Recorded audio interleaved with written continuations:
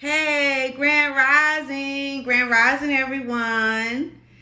It is your gal, Victorious Val Gal, with Motivation Station. Are you tuning in to Motivation Station? I've got my blueberry banana shake here that I'm getting some good nutrients in me.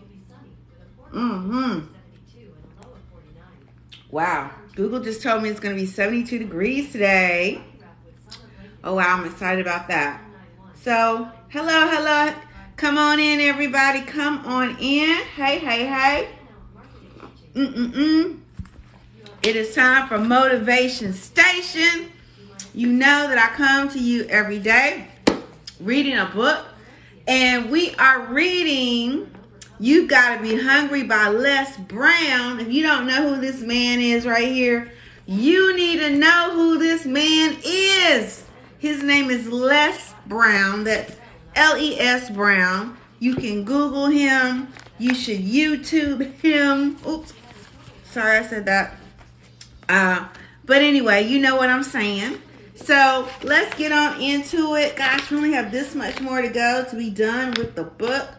We are on, what chapter are we on? I think this is chapter 8. Yeah, chapter 8. And we are reading I Am Hallucinating. No, Am I Hallucinating? Okay? So come on in. Look, I got my pen right here because you know I'm going to be marking up some stuff. This is part of my self-study because I believe that self-development is the most important thing that you can do. Okay, so am I hallucinating? All right, it was a 3-hour drive to the center. All the way there, I was crying. Let me just give you a preface, okay?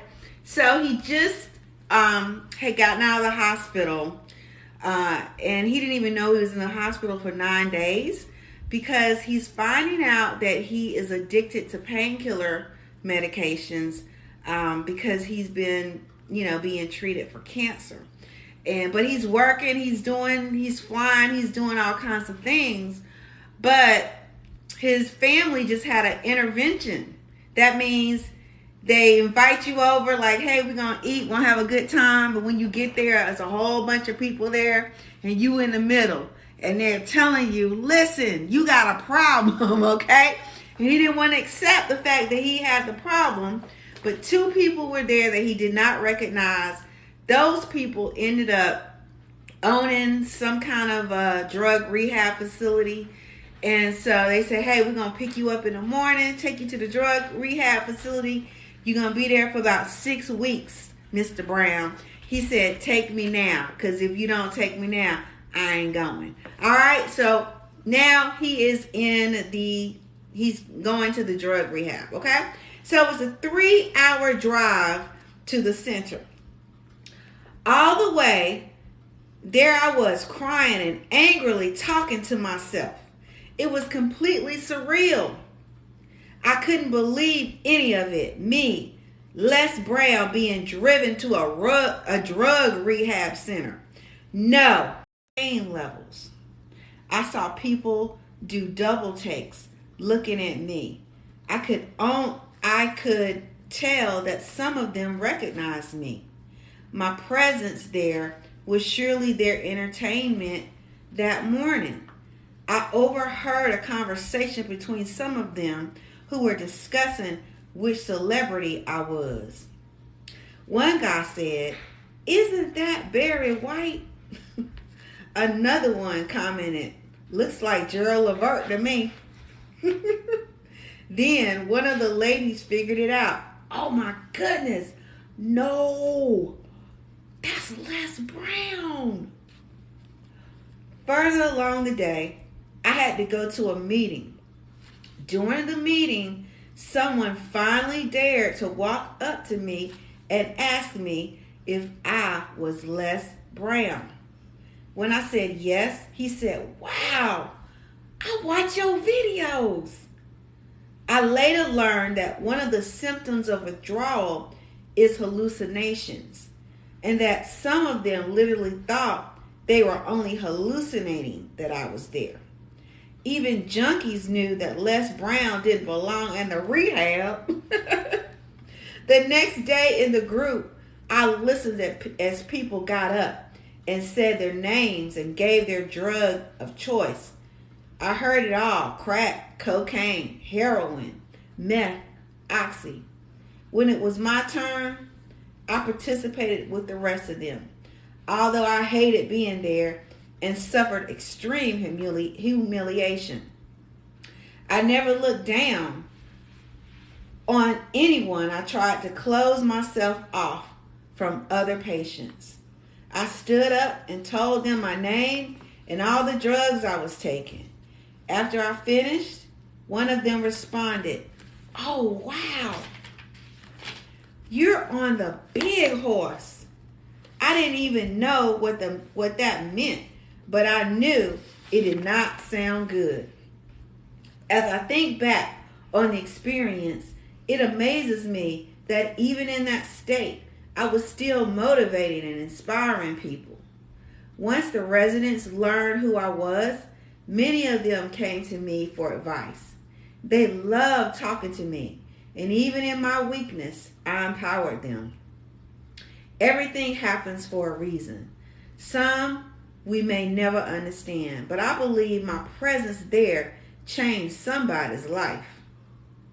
Your heart-centered desire and hunger will always show up in a crisis. Who are you? What do you love to do? What flows out of you naturally? Even when in the worst of circumstances, the answer to these questions is key to understanding the purpose of your calling. Y'all, that's good. I got to underline that. It says your heart-centered desire and hunger will always, always show up in a crisis. So ask yourself, who are you? What do you love?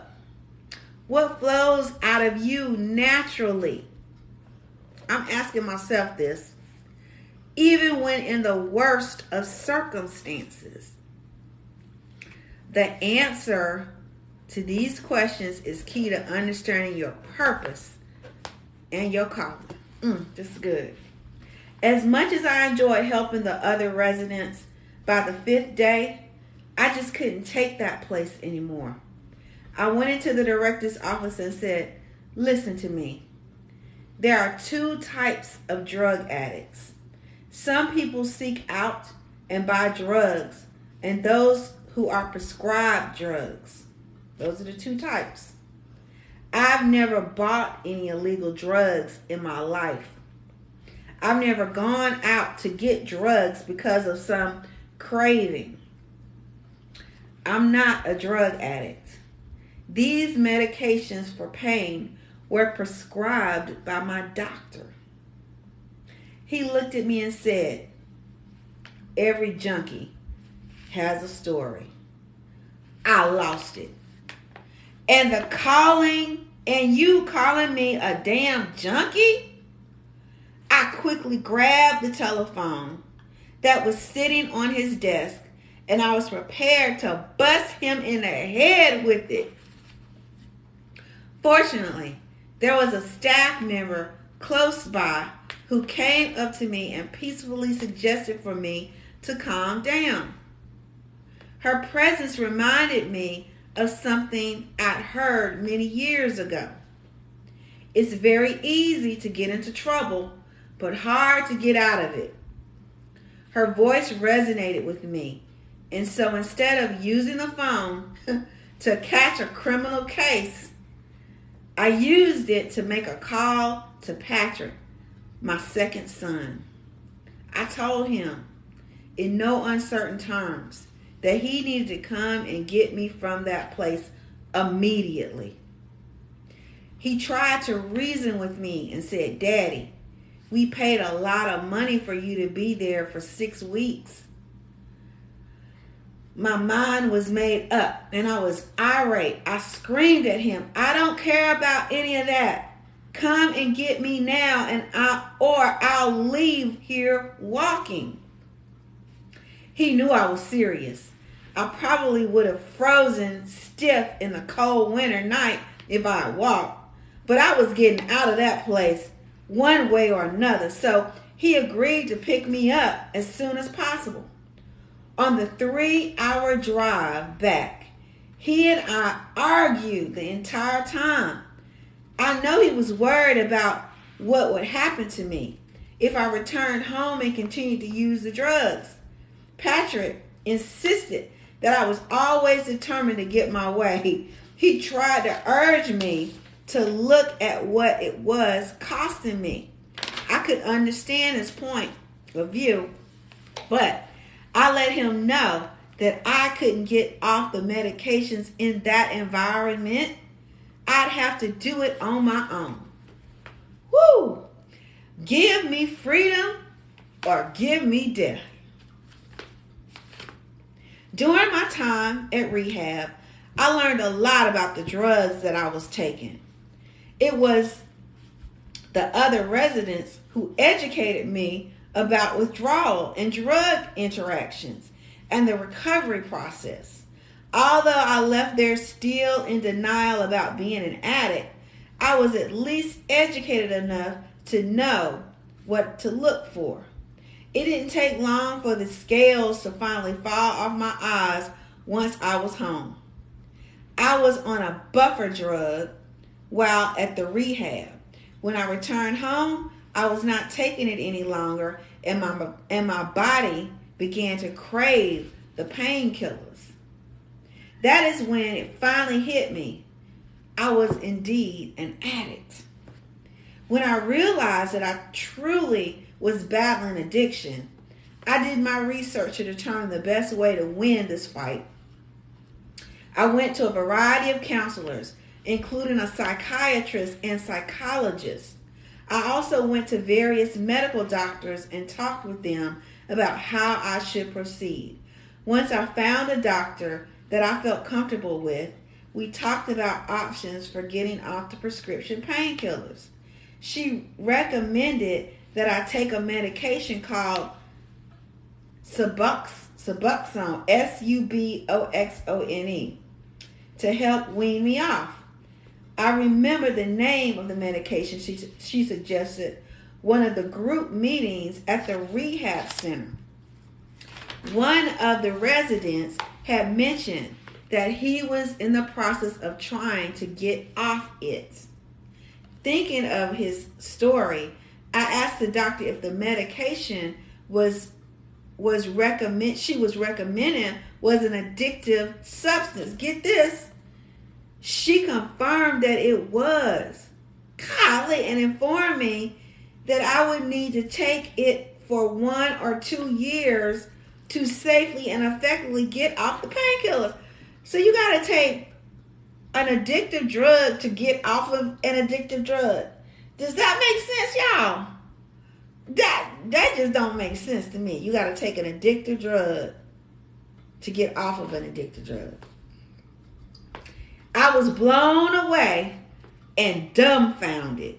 Feeling confused, I asked her, so your plan is to take me off of the addictive drugs that I'm on now and replace them with another addictive drug? Didn't I just say that?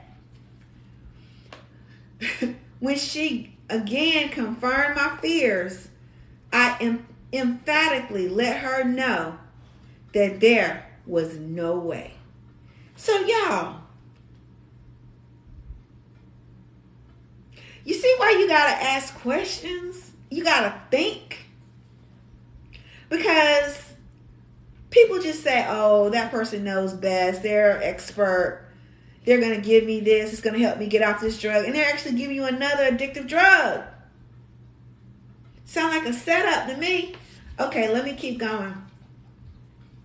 I was going to take another addictive pill.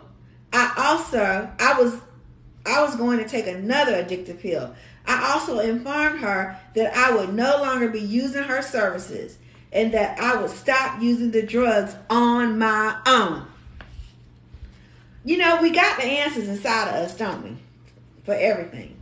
Anyway, of course, she wanted to argue with me She told me that the likelihood of me being able to kick the addiction on my own was nearly impossible, considering my age. She informed me that if I were in my 20s or even my 30s, there would be a slight increase in my chances to wean myself away from the painkillers.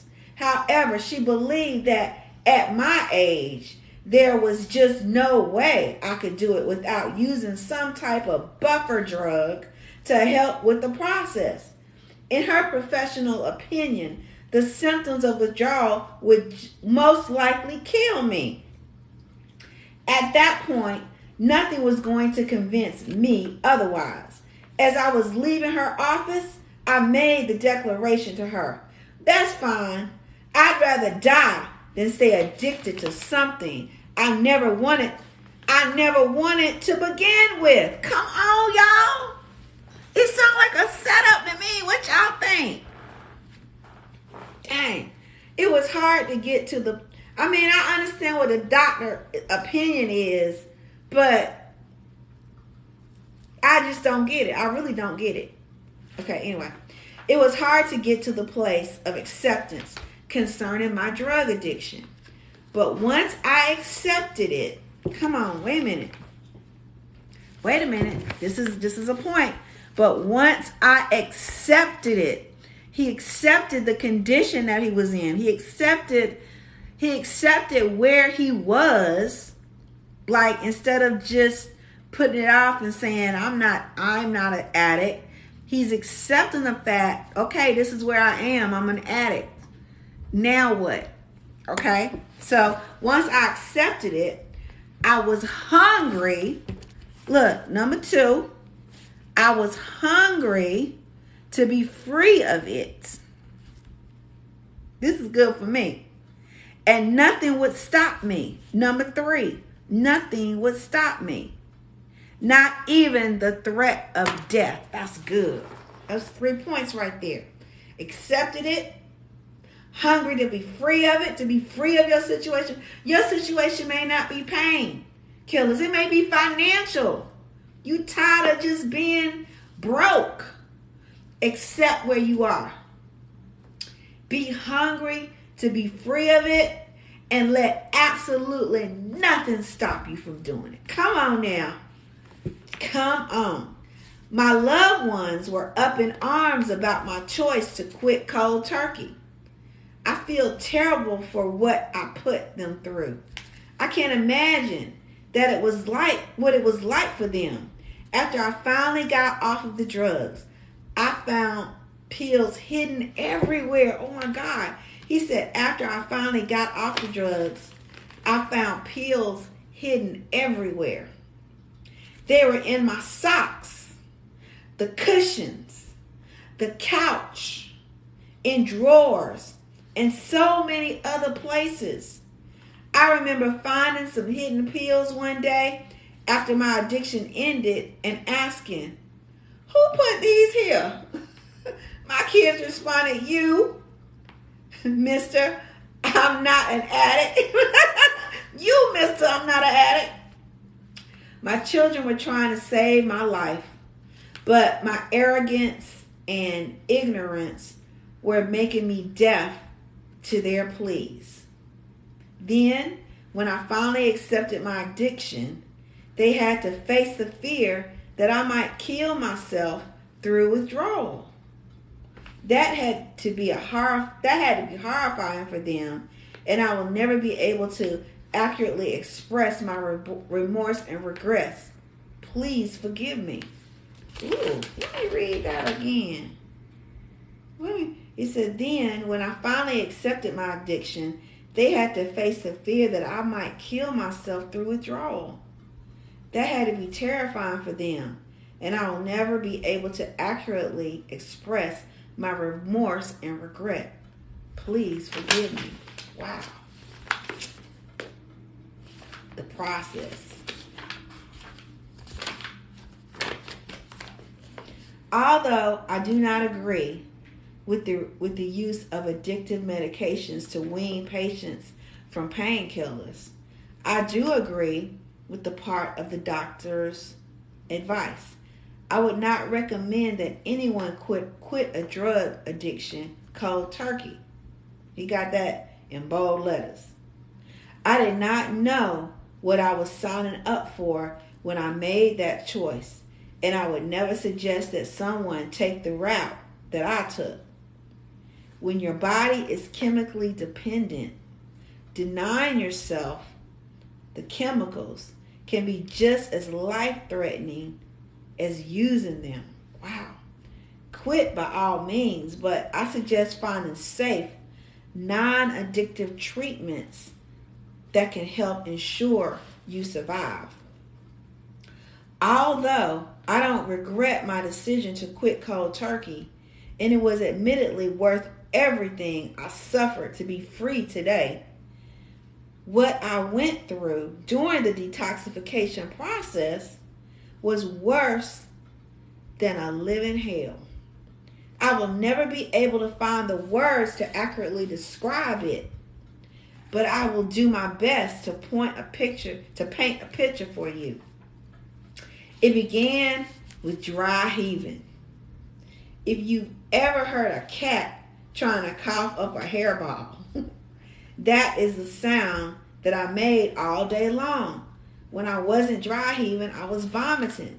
For nearly 2 months, I vomited between 25 to 30 times a day. The vomiting and heaving caused intense pain in my throat and life-threatening dehydration because I couldn't even keep water down. Golly! Anything that came near my lips caused me to vomit. Ooh. And plus he was in pain. And when there was nothing in my stomach to throw up, my intestines themselves tried to come out. On top of the vomiting, I was sweating profusely all the time. I would go from an extremely hot sweat to an extreme cold sweat as the chemicals were vengefully leaving my body. There were times that I would begin to violently shake, and in between the shakes, there were tremors like earthquakes and aftershocks. My mood was completely altered, and I hallucinated at times. I recall seeing giraffes running through the living room. I don't know why my mind chose to see giraffes. Maybe because I felt like I was in a jungle trying to escape a predator. I was in intense pain constantly. So much pain that I would sometimes pass out. God, the pain of withdrawal far surpassed the pain that I initially started taking the painkillers for. The cancer pain, the sciatica pain, and the other pain types which I had been dealing with that led to the drugs being prescribed in the first place. They were all localized. Those pains were excruciating, but they showed mercy by remaining in the one area of my body that was targeted.